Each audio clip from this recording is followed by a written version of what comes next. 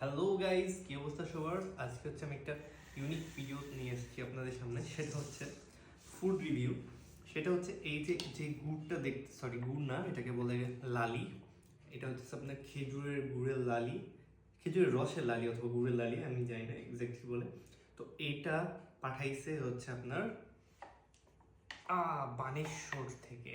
তো এটা হচ্ছে আমার ফেভারিট আইটেম। আমি বললে বোঝাতে পারবো না এটা কতটা ফেভারিট। তো আমি অলরেডি এটা একটু ঢেলে নিয়েছি, আর দেখতে পাচ্ছেন একদম অল্প ঢেলে নিয়েছি। আর যে আন্টিটা পাঠাইছে আমার জন্য, উনি হচ্ছে আমার জন্য হোমমেড ভাপা পিঠা পাঠাইছে। ইম্যাজিন করেন, জাস্ট দুইটাই ফেভারিট।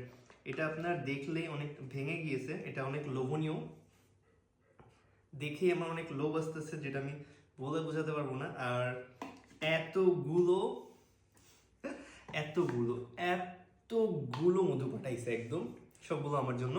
তো আমি ফার্স্টেই হচ্ছে এটাকে ওভেনে গরম করে নিয়েছি, অ্যান্ড এখন আমি হচ্ছে এটা টেস্ট করবো। অলরেডি আমি একটু ভেঙে খেয়ে নিয়েছি ভিডিও স্টার্ট করার আগে। আপনারা দেখলেই বুঝতে পারবেন যে ভেঙে খায় নেওয়া হয়ে গেছে। ভিতরে পর্যাপ্ত পরিমাণে গুড় দিছে, আমার অনেক বেশি টেস্ট লাগছে। আর আমি এখন আপনাদের সাথে এটা শেয়ার করবো। গাইস, মধুর সাথে ভাপা পিঠা ইম্যাজিনও করতে পারবেন না।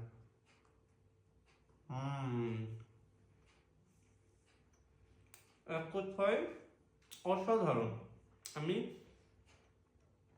সব টেস্ট এক সাইডে, আর ভাপা পিঠার সাথে মধু জাস্ট ইয়াম্মি ইয়াম্মি ইয়াম্মি। মানে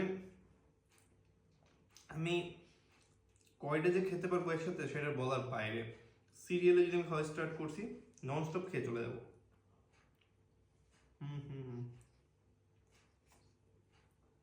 জাস্ট ওয়াও।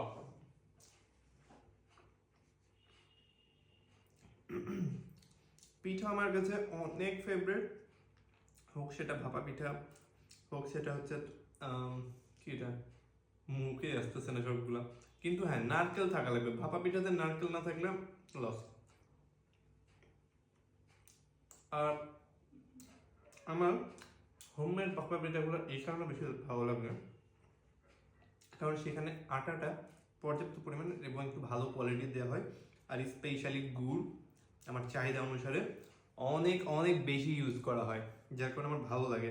আমি একটু মিষ্টি বেশি ভালোবাসি। অ্যান্ড গাইজ, আমি অলওয়েজ বলি যে আমি রেগুলার হবো ভিডিওতে, সেটা হয়ে ওঠে না।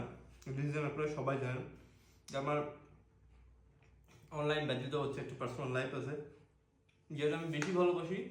অ্যান্ড আমার খাইতে খাইতে ভিডিও করাটা একটু অকওয়ার্ড ফিল হয়, স্পেশালি মানুষজন আমার দিকে তাকায় থাকে খাওয়ার সময়। কারণ খাওয়ার টাইমে মানে আর কিছু মাথায় আসে না, আমার অলওয়েজ মনে হয় আগে খাওয়াটা আসে, ভিডিও করার কথা মাথাতেই আসে না।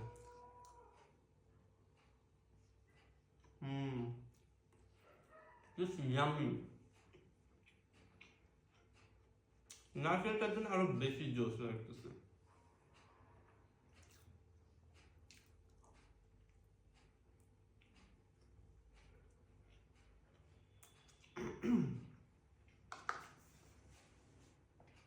আমার হোম ট্যুরের যারা ভিডিও চাইছেন তাদের সাথে আমি বারবার বলে ফেলি, হোম ট্যুরের ভিডিওটা এসে আপনাদের ভাবি করবে, ঠিক আছে? কারণ হোম ট্যুরের ভিডিওটা মেয়েদেরকে দিয়ে বেশি ভালো লাগে। আর আমি হচ্ছে নতুন একটু রেস্টুরেন্ট দিছি, সবাই অলরেডি জেনে গিয়েছেন। সেটা হচ্ছে রাজশাহী বিজিবি মুক্ত মঞ্চের নিচে, সেটার নাম হচ্ছে খায়দার ক্যাফে। আর আমার যে পার্লারটা ছিল সেটার সাথে আমার ডিট শেষ হয়ে যাওয়ার কারণে, সেটা হচ্ছে যে আমি ওকে একটা ফালতু একটা অ্যামাউন্ট বলছিল অ্যাডভান্সের, যেটা আমি রাজি হয় না, যার কারণে পার্লারটা অফ আছে। পার্লারের কোনো কিছুই চেঞ্জ হয় নাই, সেম নাম সেম ইয়া, নতুন লোকেশন। ইনশাল্লাহ ঈদের মধ্যে আপনারা পেয়ে যাবেন। অ্যান্ড গাইস, আপাতত যেহেতু হচ্ছে যে এখন খাওয়ার ব্লগ চলতেছে, তো খাওয়া নিয়ে কথা বলি। আমি অলরেডি কিন্তু একটা শেষ করে ফেলছি। অস্থির,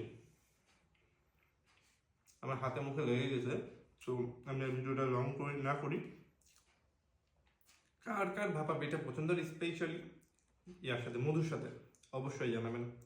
দেখেন একদম টক টক করে উঠতেছে। I am loving it. So guys, যারা যারা এখনো ফলো দেওয়া নাই তারা অবশ্যই ফলো দিয়ে দাও। অ্যান্ড 50K সাবস্ক্রাইবার না, 50K ফলোয়ার হিসেবে থাকতেছে স্পেশাল কিছু, সেটা তোমরা সকলে দেখতে চাও। আর আমার যারা হচ্ছে যে কাছের আপনজন মানুষজনরা আছে তাদেরকে নিয়ে একটা গ্র্যান্ড সেলিব্রেশন হবে। কি হয়েছে, বেশি ফলোয়ার্স না তো, 50K ফলোয়ার্স আছে, এটা আলহামদুলিল্লাহ। বাট এখনো হয় নাই, 59.4 হয়ে আছে। তোমরা জলদি জলদি 50K করে দাও, আর 50K একটা সেলিব্রেশন হবে। ওকে, সো গাইস, টাটা, আল্লাহ হাফেজ, সবাই ভালো থাকবেন, আসসালামু আলাইকুম।